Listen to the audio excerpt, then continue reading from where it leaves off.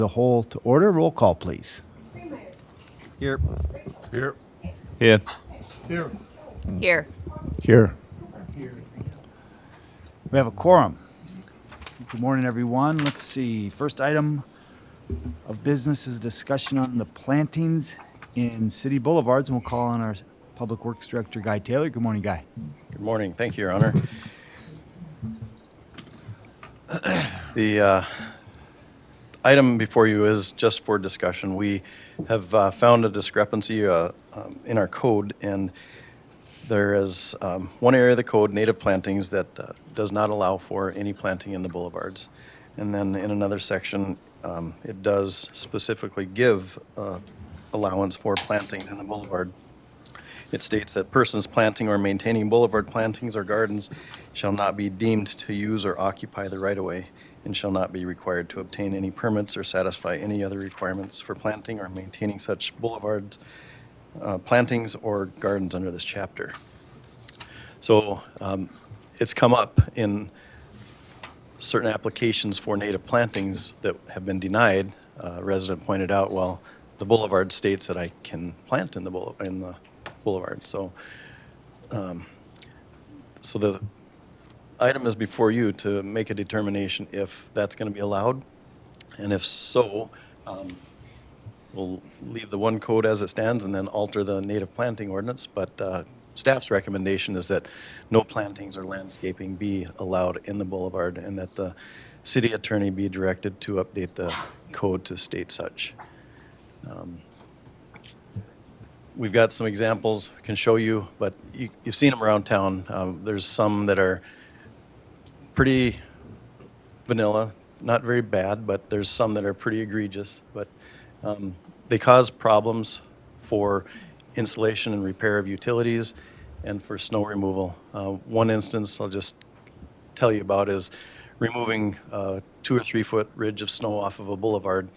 The blade went by, pulled snow off of the boulevard, and in pulling that snow, pulled a brick of somebody's landscaping. That brick then went into the snow blower and caused significant damage. So, To the tune of like $10,000, correct? yes. Yeah. So that's one of the reasons we would prefer not to have anything allowed in the boulevard, just the city planted trees. And the city currently, the ordinance you read, the native planting ordinance specifically states that they're not allowed in the boulevards, correct? Correct. So I think what you're recommending is the city just update its ordinance so that the regular city boulevard ordinance matches what we've said for native plantings. Clearly, when we drafted the native plantings ordinance, we imagined that they would not be allowed in the boulevard, correct? Correct. And I think it's maybe assumed at that time that maybe we didn't look closely enough at the regular ordinance, but anyway, you're suggesting that we match the two ordinances so that there are no native plantings allowed in the or Plantings of any landscaping. kind, yeah, or landscaping.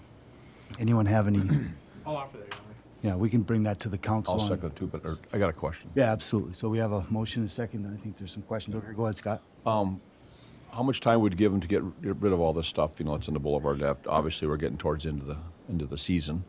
Well, And, that's a question for you guys. If you want to go to those existing plantings and require that they be removed, or by say December 1st or something like that, so you don't get another one of the bricks into the, or something on that order. I guess it'd be ample time. It's, we have 60 days till December 1st, I guess, so. if that's the way you want to go. If we want to go and have everyone removed that's already in place, yeah, there's quite a few. So we'd have to make a lot of contacts, but Will we not have snow till December 1st? I'm not saying, but I'm just saying. Yeah, It go would be ahead. nice. Al? I just got a question. On the house on Beach, over by where the old Hotchkiss bar is, yeah, that boulevard has got boulders on it. correct. How does that affect that? This would not allow for that, and currently our code does not allow for that. That is actually being addressed actively. I think Andrew may have had a conversation with the owner yesterday. I will today. Okay. Oh, I was just, We've asked the homeowner to remove them, and the homeowner's not happy about that request, so we're working through that. But if the council's position is we're done with these things in the right of way. That certainly strengthens, you know, that conversation or my argument with that homeowner. Was there any discussion before that was done? No, he didn't come to the city and ask for permission to do that, and we learned of it by a garbage collector out doing his route, told us about it, so. Do we have, oh, sorry, go ahead. No, that was just. Do we have a, you know, just reading of the first, or I'm sorry, the generic general ordinance that allows, I noticed, correct me if I'm wrong, but when you read those, the native planting ordinance specifically references landscaping, and I don't know that I heard that term landscaping in the second ordinance, Right, it just So- says plantings. plantings. Mhm. So, okay. So yeah, our recommendation is that the new ordinance, the updated ordinance would state plantings and landscaping are not So we allowed. obviously have to, as you go through, and this is staff's job, but as you go through the discussion on the one that Councilmember Krameyer referenced, what is currently existing and allowed versus what we would be changing this to, right? And we'll work through that, obviously. And, you know, maybe what we might want to do, because it seems like having bricks and rocks and stuff is a lot more harmful than just plantings. You know, so maybe this year if the city would put out a communication, hey, before the snow flies, we need you to get any bricks and rocks off of your boulevard, and then please don't replant in the spring. Is that fair? You know, that's a starting place. Yeah, Snowplows can do a Yeah, lot I of would that. agree with that. yeah, Work for them. yeah. I mean, I don't think we need to expect people to go up and till up all their plantings, but if they have, The bricks and rocks. Yeah. Then, I mean, I think then if you're going to go down this route, then we're going to extend this because, like, there's a house, I think it's on Vine and Summit, where they've replaced the concrete with, like, pavers. So, if we're going to tidy this up, should we be? Because I think, you know, people are going to come back a little bit and say, well, you know, how clear are we about whose role it is to maintain what? You know, it's technically, it's the city's pavement and it's the city's boulevard, and we kind of want people to maintain that, and now we're kind of going to come around and say, well, you can't do this on it and you can't do that on it. So, is it something that we should kind of like look at in a more holistic picture of like, what is the actual ordinance on the pavement and the boulevard, and who's responsible for maintaining what?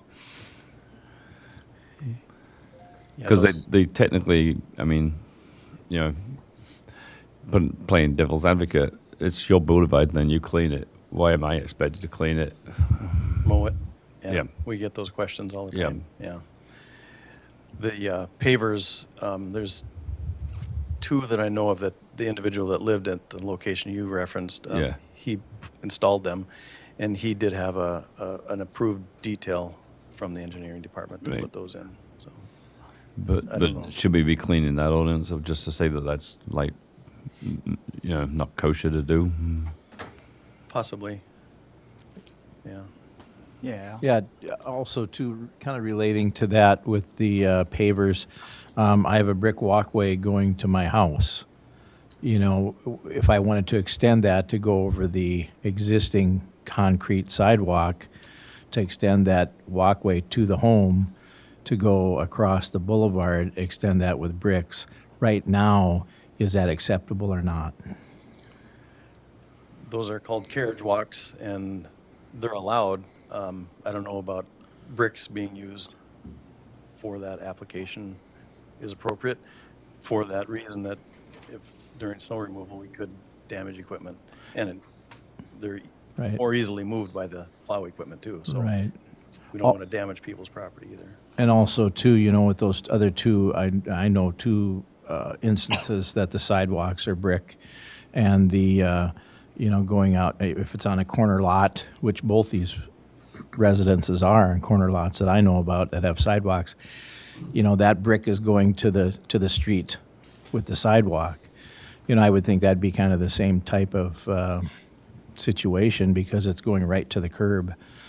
It's just in a sidewalk and not across the boulevard, which it is across the boulevard, but it's a Right. sidewalk. But not part of it. So I think, we could be going down a hole here that we're going to have to really think about because, there's some that are already out there. True. So my request is that we just address the plantings and landscaping and leave approaches and carriage walks for a later date, if that's something we want to look Yeah. at. And we have a motion to do I that. agree on that, too. Motion is second to bring this to the council, and I think we can think through the details and some of the timing and the dates before Monday night and make a final decision on what that ordinance update looks like at that time. If that's acceptable. All in favor of that motion, say aye. Aye. Pose same sign. That motion carries. Thank you, Guy. Next, we'll invite Mallory Jarvie to join us. She's going to talk about the WCI Downtown Signage Project. Good morning, Mallory. Good morning, Ben. Thank you, City Council.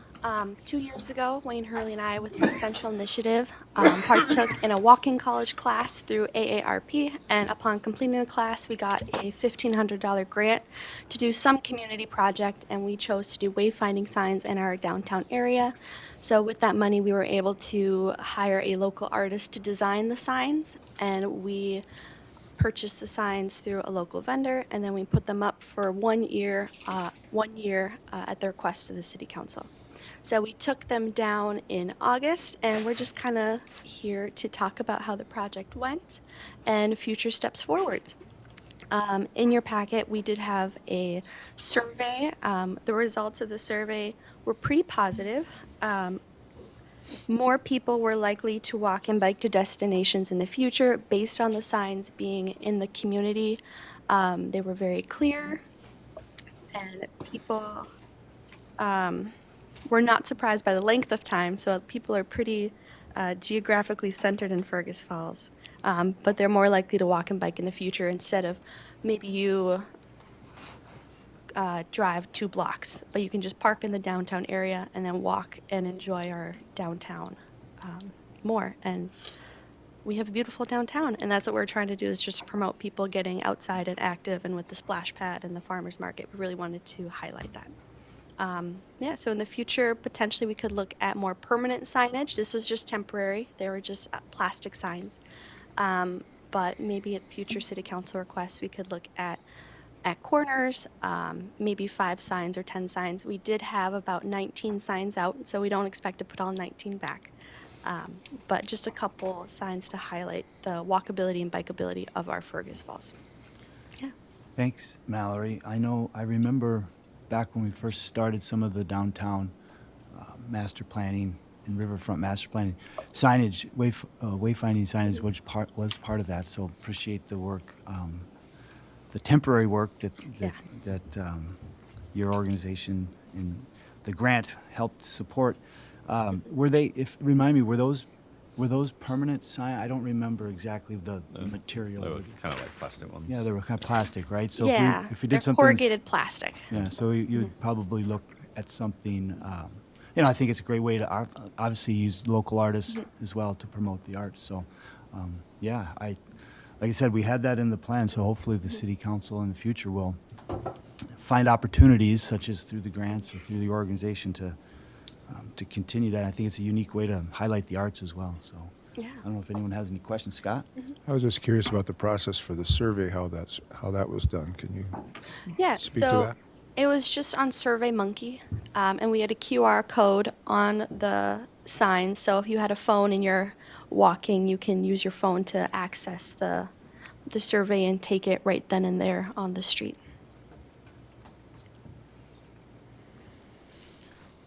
Well, I certainly appreciate the efforts, and anytime we can accomplish some of the goals and promote the arts at the same time in the downtown without costing the city money, we certainly appreciate that. So, It's nice when there's grants. yeah, absolutely. So, thank you, Mallory. Okay, thank you. The next item is City Project 7774, which is Lake Alice Grit Chamber Stormwater Improvement Project. We'll call on our city engineer, Brian Uvarro. Good morning, Brian. Good morning, Your Honor and members. Interstate Engineering has provided a professional services proposal for final design for this Lake Alice Grit Chamber Stormwater Improvement Project in the amount of $49,870. This is consistent with what was decided upon before this Lessard Sam's grant was submitted for. So if acceptable, Interstate Engineering and myself, some of my staff will begin the preliminary design and identify the optimum location to construct these water quality improvements, that are beneath the surface. Construction is tentatively scheduled for summer of 2025. However, that's all contingent on design and everything, so I'm very hopeful we'll maintain that schedule. The total estimated project cost was $686,000. The city was awarded $500,000 from the Lessard Sam's Outdoor Heritage Council, and the remaining $186,000 gap funding is proposed to be funded through the city stormwater enterprise fund to fully fund this project. So at this time, to start the process, I'm requesting a resolution accepting Interstate Engineering's professional service proposal for final design in the not to exceed amount of $49,870. And I'll open any questions you have. Thank you, Brian. And we can I'll make that, Your Honor. move this to the council on Monday Consent night through agenda. a motion. Thank you, Anthony. Second. Second from Scott. Any questions Did you hear the consent agenda? Yeah. for Brian? All right, all in favor of that motion signify by saying aye. Aye. Opposed, same sign. That motion carries. Thank you. Thank you. Next, also Brian Uvarro is Public Improvement 5352, Freiburg and Pebble Lake Road resurfacing projects. Yes, thank you, Your Honor. Yes, the City of Fergus Falls programmed this project to Freiburg Avenue from Lincoln Avenue to Fur Avenue and Pebble Lake Road from Arlington to Trunk Highway 210 to receive a bituminous mill and overlay. This will be handled in the 2026 State Transportation Improvement Program. If you recall, in recent years, this is a federally funded project that we'd like to take advantage of. The work scope consists of approximately 1.82 miles of these streets highlighted in yellow here. Like I said, it'll be a resurfacing, some patching, and of course ADA improvements throughout the project. Construction is scheduled for spring of 2026. However, like I mentioned, this is a federal aid project. We have to follow the DCP, delegated contract process, which requires a significant lead time. So that's why at this time I'm requesting starting it this year. So if something comes up in environmental review, we have adequate time to address it in 2025. So the project is estimated about $2.25 million. I mentioned the federal share will cover 80% of the construction. Our state aid is projected to cover 20% of the federal match, of construction, and then we're also responsible for the engineering, design, and contract administration, also funded through state aid. So if there's any questions about what I'm requesting, initiate public improvement 5352 and to accept Moore Engineering's professional service agreement through final design in the amount of $342,940. And I'll open up to any questions you have. I'll offer that, Your Honor. Thanks, Brian. I'll second. Thank you, Scott. I got one question. Question, Anthony. What's the timing then? Because obviously at the end of Freiburg, there would be a roundabout. So it would be kind of, would the projects be somewhat coordinated, do you think? We're anticipating the Freiburg maybe in 2025, Right. so in 26, so we'll adjust the limits accordingly. Right. Thanks. Yeah, thanks, Brian. Scott. Yeah, on Vernon, over by the old Burger King and the Casey's gas station, there's been some pretty substantial utility work in the last couple of years with water main breaks, I believe, and whatnot. Is there still any substantial, underground work that needs to be done there before a mill and overlay would be done?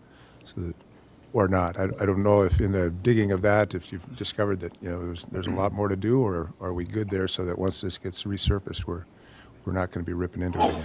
Well, it comes down to what level of risk you're looking at with a mill and overlay project. In years past, we have done, like if we got an advancement of it, we know the project limits, we'll go and televise the sewer. Some projects we've done liners and those as well, trenchless liners, or really when it comes to mill and overlays, if we have known issues, those are the ones we'll address and everything. Of course, we have issues throughout and everything, but for purposes of just a resurfacing project, we try to just achieve known issues, repair those first. So. Thank you. So, yeah, thanks, Brian, for pointing, obviously the cost, it's 2026, but it's 2.25 million. So I think to highlight just the fact that we're utilizing and coordinating federal, state aid funds is important. That's how we're going to get these streets done. So we have a motion to bring this to the council on Monday night. All in favor of that motion, say aye. Aye. Opposed, same sign. That motion carries. Thank you, Thank you. Brian. Next, we'll call on our Community Development Manager, Clara Beck, to give us an update on the cannabis selection policy. Good morning, Clara. Good morning. Happy Wednesday. Let's talk about a policy.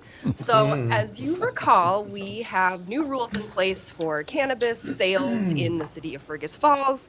In the event that we receive multiple applications for a sales license in Fergus Falls, we do want to have a policy in place that gives us the opportunity to vet those businesses and see which ones are going to be the right fit in town to fill our license quota, which in our code right now is up to 2. So this policy that's in place is by no means reinventing the wheel. We based it on other processes that we've used for like RFP processes, things like that. But I'll just give you a quick overview of what it is requesting of the applicants. So the applicants have to have approval from the Office of Cannabis Management before they do the application to the city. We will check to make sure that they are in compliance with all of the rules. Their application is going to include all of the information about their property, the owner, all of that. Applicant details about themselves, the management of the company, payment of fees, consent to background checks by the Fergus Falls Police Department, site plan, security plan, signage plan, odor management plan, and waste control plan. In discussions before coming here this morning, the subcommittee members have been looking at a draft of it and going back and forth by email. So Scott Kwame made at least one suggestion via email that I am going to include here this morning just verbally, and then if we're good with the language, we can move it forward next week. But Scott suggests that the council require the background checks and have the background checks actually be like a pass-fail. So that could, end an application at that point based on the background check done by the police department. So to give some parameters to that, Lynn pulled some language from our current code that has background check, like gives you a list of things that if you have a felony in the last 5 years, you wouldn't be able to move forward with your application. So that language is from our current cannabis code. Applicant must be, if it would be denied if the applicant is under the age of 21 years, has been convicted within the past 5 years of any violation of a federal, state, or local law, ordinance, provision, or other regulation, has had a license to sell licensed products suspended or revoked within the preceding 12 months of the date of application. The applicant fails to provide any information required on the application or provides false or misleading information, and the applicant is prohibited by federal, state, or other local law, ordinance, or other regulation from holding a license. So I feel like that's reasonable language that we could carry forward also into this policy. Yeah, Tom. Would the same criteria be used to disqualify someone from getting a liquor license? Good question. Liquor and peddlers. Okay. Okay. Yeah, that's fair. Yeah, so the max scoring of the policy gives about 60 points. That can change. There's no science behind that necessarily, but its compliance with the regulations gets 20 points. Business plan, including the operations and product safety plans that are required, is 20 points. Experience and qualifications of the management team earns 10 points. And one thing that the subcommittee did talk about and wanted to make sure was in there is the economic impact and emphasis on job creation, local investment, and local and regional ownership. So that gets 10 points for the for the policy. So, So that's where we are. that was one thing I wanted to emphasize. Like within the parameters of the law, locally, I think we want to make sure that we do everything we can, again, within the parameters of the law, to encourage local investment and local ownership, and that's what this policy Yep. does. Correct? Yes, it does. And also to say the council would be the deciding factor, so you would be the ones doing the scoring and making the decision regarding the applicant. So 10 out of the 60 is dealing Yes. with economic impact and local ownership Yep. of the individuals applying. I think that's very, very important to highlight. So thanks to the work for the Cannabis Committee. I noticed in here it says ownership is local or regional. How do we define regional? Yeah, that's a good question. We've done it a few different ways. We can, I know like when I've done RFPs and required that it be a regional person, I've matched West Central Initiative's 9-county region. We've also done it where it's within 100 miles of Fergus Falls. So we could drill down into that a little further and make a decision on what regional is. But I think just the language saying local or regional gives the council, who will ultimately make the decision, the ability to determine that. As an example, if there's someone from Fergus Falls and someone from Fargo, you can clearly make the differentiation. But Yeah. also if there's someone from California and someone from Grant County, I think you can make that determination as well. So I like the language that just gives the flexibility for the council to determine how that impacts local economic development. Anthony? I can make the motion. Yeah, we have a motion here. No, I've So got a like the question. second, Tom, thank you. Go ahead, Anthony. And the one thing I would sort of say is like, a lot of these things are like subjective.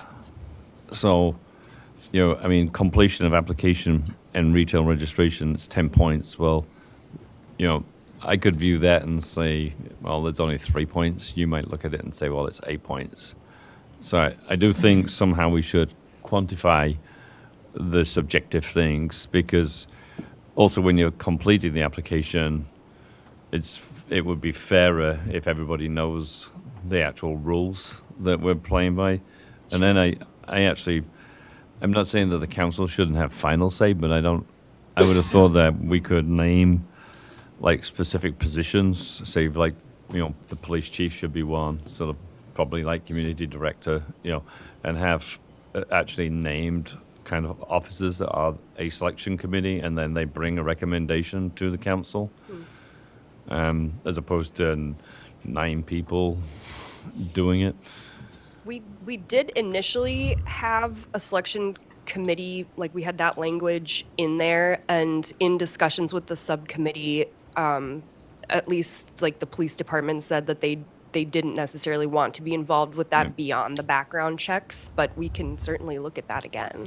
Well, the other thought we had with that, Your Honor and members, is that, when you do it that way, and then the selection committee has a candidate, the council could pick somebody different, and then you kind of, you have some lobbying that'll happen for those that aren't the selected one or two.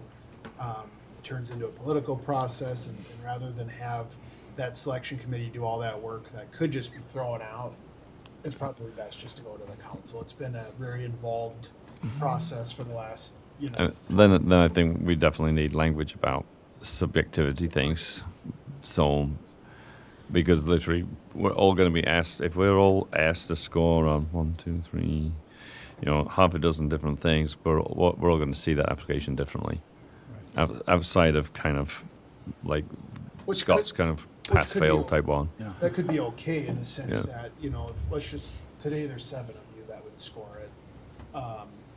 We would aggregate those 7 scores. So everybody's looking through their own lens, and as long as you judge application A, B, and C with that same lens, then there's some fairness to that, right? So. Good. And all of your scoring materials would be public information, so after the fact, anyone who wants to see those could see those. Yeah, I just add too that I know the subcommittee's done a lot of work on this, and I think we'll learn as we go through this process, right? So, That was my comment. I said, this is not, we can change a little bit of this and refine it better as we get going. We talked about that in the committee too. Starting out, we just, I think, get our bases going and get it, and then refine it as we go. It's not going to be change things, I think, but just we could add to it if we have to. yeah, and I think the important thing is administration, community development and public safety have all had input on this process as well, so. When I anticipate this is like a one-time thing, right? I mean, it's gonna be when that window opens up, Yeah. these people apply, and then, you know, short of them ceasing to exist or the city council not renewing a interim use permit or something like that, the license max would be met unless the council in the future changed that ceiling, right? So, what I would say to your point, once you've kind of opened this up and it's out there, I wouldn't change the rules or the points at that stage of the game where you're going to have applicants accusing you of, you know, manipulating that process. So we don't have to necessarily, you know, adopt it today or next week or the week after, but I would say before we get to January 1st, we want to have these things set in stone. And I think we that's- should do it that before window- December 1st. That window is kind of going to be like, I anticipate January 1 to, you know, February 1, or maybe it's January 15th to February 15th, something in that time frame once the state gets going. Well, I appreciate the work of the committee to outline framework for this, and so obviously maybe, I think your point, maybe make it our goal by December 1st. We're still ahead of a lot of cities, right? So if we have the framework here, members can think about, you know, what they would add, bring that to the cannabis subcommittee, and then by December 1st, we'll finalize that policy, so we're in place by January 1. That sounds fair. Yeah, I definitely think that we can expand on experience and qualifications, and also qualifications and backgrounds of the management team. Okay. And just have some additional maybe bullet points in there that we can go by. Your Honor, I think. Thanks, Laura. I think we should bring it to the committee of the whole again, maybe the last committee of the whole before the first meeting in December, because this meeting in December is going to be a long one, right, Bill? Budget meeting. So I would like to have it kind of ready to go before we get there, so it's not a long discussion. So if any members have further input before December 1st, make sure they get it to the cannabis subcommittee or to Clara or Andrew or the chief of police. All right, so there's a motion to, well, actually, we don't have there's a motion right now, but I guess the motion would be to have staff continue to refine this and bring it back by December 1st for final adoption. And is that okay, Anthony? Scott? Okay. All in favor of that motion, say aye. Aye. Opposed, same sign. That motion carries. Thanks, Clara. Yeah. Next item is also our community development manager, and it's a discussion on signed ordinance amendments. Okay, Clara. All right, so this is the culmination of, I think, over a year of work with the Planning Commission. The Planning Commission has been looking at sections of the city code and seeing where it makes sense to make some updates. And one of the places that was, it was clear from comments that city staff have gotten, that Planning Commission members have gotten, is that our sign code was a little bit difficult for people to follow. So we started the process last summer of looking at every single section of the sign code and doing a complete overhaul of that section of code. So I'm just going to kind of run through high level what the big changes are, but the way that we did it was taking code language from other communities that we know works. So either it's been stood up to a First Amendment test or something similar like that, and we've included that in our language. So first off, the purpose and intent of the section, that wasn't clear in our original code. We didn't necessarily say why we had these rules or what the purpose of the rules was, so this just clarifies it's aesthetics, it's safety, and it's the welfare of the city that allows the city to put these rules in place. It also clarifies that the rules are only regulating the physical characteristics of a sign. We are not doing anything with the content of a sign. That is not part of the city's role. Next, it also includes definitions. We did not have definitions of different kinds of signs in our original codes, so this puts definitions with those kinds of signs. So if somebody says, well, I want to put up a pylon sign, we can say, all right, we know exactly what that is and what that looks like and what the parameters are for that. It also lays out the permitting process, which has been confusing for people. I will say that almost every single sign permit application that I get, there is something missing or wrong on it, so it's obviously a difficult task for people to effectively fill out a permit. So this puts it in code exactly what we're looking for. And from there, we can maybe build up into a clearer application form for people to use. But we're looking for property information, owners, and then the complete set of plans that show the elevations, the sizes of things, the measurements of the building, et cetera. And obviously the type of sign. Okay.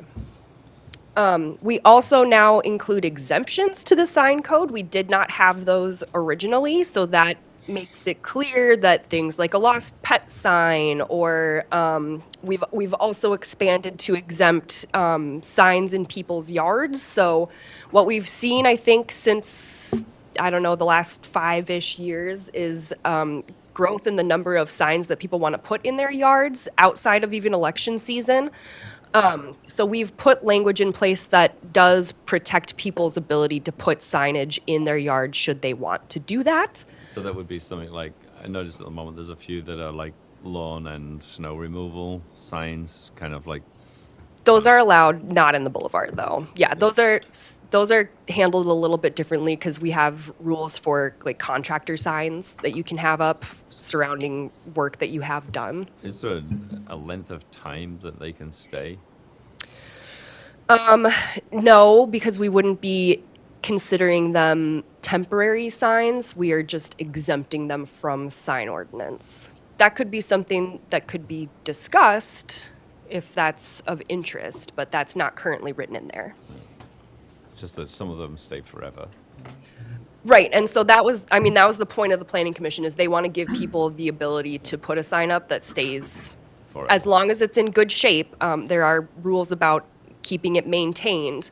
They can have that in their yard. So we also included computation methods. We didn't have that before, so it was, people who were applying didn't necessarily know how the computation was happening. So it outlines, if it's a sign on a background, this is how we do the computation to ensure that it's the right size. If it's just lettering, this is what it looks like. So we have that language included, so it's a little more clear. We also updated our language for electronic message centers to be a little more up to date. There was some language in there that was a little bit, I think, outdated is the right word, right, Scott? Like we were using the wrong terminology that isn't used anymore. So we updated that. And then another thing that we did is take all of our different sections, all of our different zoning sections, and put that information into a table format so that it's less just dense text that people have to scroll through, but they can instead look, all right, this is our B1 district table. They can look at, these are our billboard regulations. We also pulled out our billboard regulations because they were initially just interspersed into each section. So we set these aside as their own thing. So if somebody's going to be putting up a billboard, they can just go to the billboard section and see exactly what they need to do in each zone. This is our residential district. So they look at the kinds of signs that they're allowed to have, nameplate, lease or sale, construction signs, et cetera, and then they can find the information about that. Can it be illuminated? What size can it be, et cetera? So it's a little bit easier to navigate through that language. Here's our B1 district, which is a standalone district in that it is meant to be kind of like a transition point between districts. So we don't have a lot of B1, but when we do deal with them, they have separate regulations. We can keep going. Claire, question. I know in the past when there's been issues relating to signs, local sign owners or companies that deal with signs, rentals or main owning, have they had an opportunity to be involved in the planning commission discussions, or is there, I know they've had, that's their business and they've had. Yeah, I think, maybe Scott can speak to how he learned about the changes that we were going through, but we've had many meetings where these were discussed, and those meetings are all open to the public. We haven't done a public hearing at this point, but we certainly could. I just remember like the black signs is one I just remember throughout the years, we've had different ordinances back and forth of where they're allowed and size and stuff. Sure, And, yep. there's businesses that rent those, and so just making Yeah. sure that I guess that And we did make that input. changes in response to comments- communications that we had gotten from sign companies and from people in the public who were trying to put up a sign for, an event or something. So we took all of that into consideration in the rules that we included. Thank you. I think, let's see. Oh, yes. So actually, talking about black signs, that maybe brings us to my final point, which is that we did update the temporary signs and community event signage section. So, and this was probably one of our more difficult sections to deal with because we do have a huge proliferation of signs that go up during the warmer months for events. And we wanted to make sure that there was a lot of flexibility for people to be getting the word out about the events that they're hosting, and the time frame in which they can have that information out there. So we did expand the amount of time that a temporary sign can be placed, so which was directly in response to issues that the farmers market was having with their signage. You can, for an event, now have signage up for 120 days. Again, it all needs to be maintained, kept in good condition, but there is the ability to have that for an entire season, like for an entire summer season. We also had a lot of discussions about specifically Triangle Park and the number of signs that are allowed in Triangle Park. And we had a lot of members of the Planning Commission who were interested in seeing that number of signs go up. So we settled on a number of 3 signs in Triangle Park, which is up from 2 signs. They figure you can have 1 sign on each side of the triangle, which does make some sense. But Yeah. I think it still states in here too. It does. Yeah, I'm sorry. I didn't change that number, but Okay. this is what they want to do. 3 signs. And then they also suggested, but this is not written into the code, but they suggested that there be some sort of like a pad placement, and that could be some, I don't know, gravel, something, just a patch where people know to put their signs so that we're not running into issues of overcrowding or mowing problems for public works. So those What about are the killing the main. grass? Yep. What? What about killing the grass? I mean, if they sit there for, like in Triangle Park, would they be allowed to sit there for 120 days? No. Right. Those would be only 2 weeks. Right. Because I'm just thinking, like, from a park and rec point of view, we could end up with all these dead spots of grass in there, Well, if which you would have allow one- weeds to grow. If you just have one specific spot where Yeah. the sign can go, those change out pretty consistently. I mean, I don't know that there's ever a time you don't have a backlog of signs that are waiting to go in Triangle Park. Yeah. So you're basically thinking of some kind of a pad? Yeah. That's a permanent pad? Potentially. Yeah. So that people know that's where I'm sticking my sign. It can be there for 2 weeks, then I pull it out and the next one is going in. So those are our major changes. And again, this was the culmination of a lot of work on the behalf of the Planning Commission. I really appreciate all of the thought that they put into this and the discussions that they've had. And we feel pretty good about where the language is landing. Of course, we're always open to further changes, or if we're getting feedback from the community, we can certainly look at things again. But we wanted to move this forward and see if council would be interested in adopting these changes. So the one that goes into the packet, will that have all those amendments or appendices with it? Yes. So that it's kind of like we see the whole packet. Yeah, what you got in your packets is we couldn't figure out how to format the tables in a way that would print well. So, okay, this was one of my concerns actually with the tables. Looking at American Legal Publishing and the way that they've done tables in other communities, they are scrollable. So the size of our tables will work in the online version. It's more difficult to translate that into an actual like text version. So what you have in your packets is literally just like the text version taken out of the Can we tables. put a link in them? Like, can we put a link so you can just click on the link and open it up then? I can try to figure that out, yes. I mean, it's not up on American Legal Publishing yet, so they're not Right. actually published anywhere for me to link to them, but I don't know if I can. I will see if that's possible. Okay. True. Yes. Yeah. Yep, we can do that. Thanks, Clara. So we'd be looking for a motion to the council. I'll make the motion. Thank you, Scott. Second. Thank you, Scott. Again, just to my previous comment, I don't think we necessarily need a public hearing, but I do want to just make sure that we'll be open, this is going to be published, these changes and amendments, so anyone who has an interest is welcome to be at that meeting and present their opinions at that time. So thanks for the work on this, Clara, and to the Planning Commission as well. There's a motion to bring this to the council on Monday night. All in favor of that motion, say aye. Aye. Opposed, same sign. That motion carries. Don't believe there are any other agenda items. Your Honor, Yep. if I may, unless.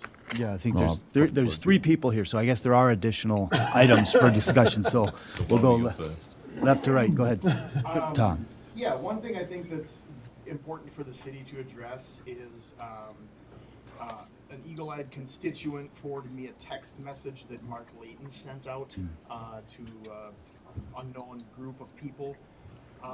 But this text message is claiming that the tax levy increase is 17.7%, which I do not believe is true. No.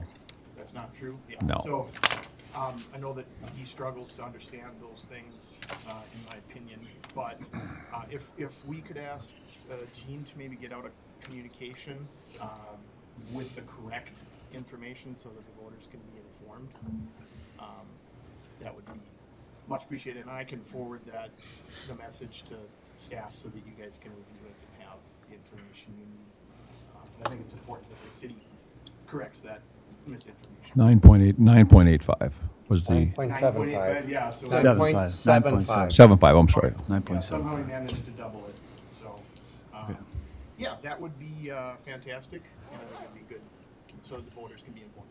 Thank you. Thank you, Tom. Claire and Anthony No, also had- let's go. No, I was just pointing to Tom, don't not forget, because you was looking Oh. at me and I'm going, pointing at Tom. So it's just Clara. oh, Just me, I okay, guess. okay. Okay, I just wanted to give an update on the workforce housing grant that we had applied for the former Checkers site. There was an unprecedented number of applications, and unfortunately, Fergus Falls was not selected. The developer that we were working with had 7 applications in, and only one of them ended up getting funded. So we are exploring other options to ensure that we get the necessary workforce housing that we need in Fergus Falls. Thanks, Clara. I'll give it a little. And just to be clear, it doesn't change anything related to the site. So the demolition continues, the city will still acquire the site. We still have the state grant dollars to go towards the acquisition of the site, and we'll continue to work on trying to find a housing project for the site. I just wanted to be clear that it doesn't stop anything related to the acquisition of the site and the cleanup of the site. Yeah, thanks. And I know that, like you said, Clara, the developer has been in contact with the city and has some other avenues they're exploring, and they're very interested in continuing to work with the city. So look forward to just getting that project done. Just one more thing on Scott. that project down there. It's coming along very well. I think he's way ahead of schedule. I was there yesterday visiting with him, and it's just a matter of a little bit of more cleanup. It looks like probably by the 1st of November he's looking at being completed, so it's way ahead of schedule. So it's looking good. So Thanks, Scott. Announcements. October 7th, Monday, of course, is a city council meeting at 5:30 p.m. Also that evening, the fire department chili cook-off and open house. Rumor has it Andrew Bremseth may be entering his world-famous white bean chili in that event. So That's a complete fabrication. encourage you all to go to the firehouse. Does that start at 6 o'clock? Is that? I think it's 5 o'clock. 5 o'clock, okay. We'll make sure we have that on our city website. We always look forward to that event every year. So, and then October 16th is the next committee of the whole meeting. So with that, we're adjourned.